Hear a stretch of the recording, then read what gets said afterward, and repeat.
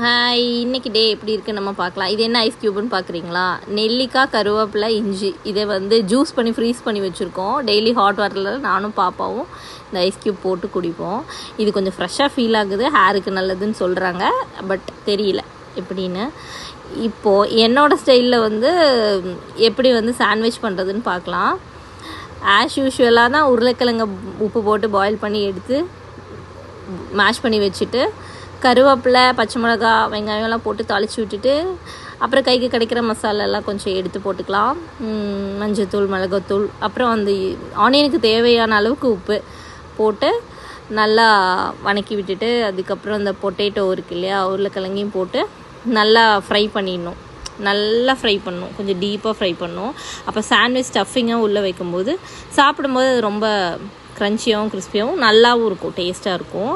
அதுக்காக இதை நல்லா ஃப்ரை பண்ணிடுங்க. இவ்வளோ தான் ஸ்டஃபிங், ரொம்ப சிம்பிள்.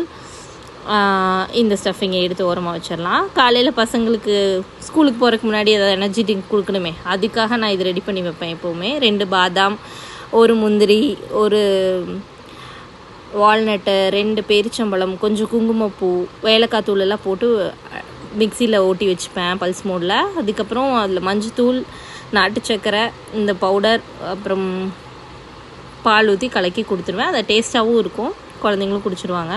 சாண்ட்விச்சுக்கு அவ்வளோதான், எல்லாமே ஸ்டஃபிங் வச்சாச்சு, பட்டர்லாம் தடவியாச்சு, கெச்சப் போட்டாச்சு. இந்த சாண்ட்விச் கிரில்லர் வந்து நான் ஸ்பாரில் வாங்கினேன்.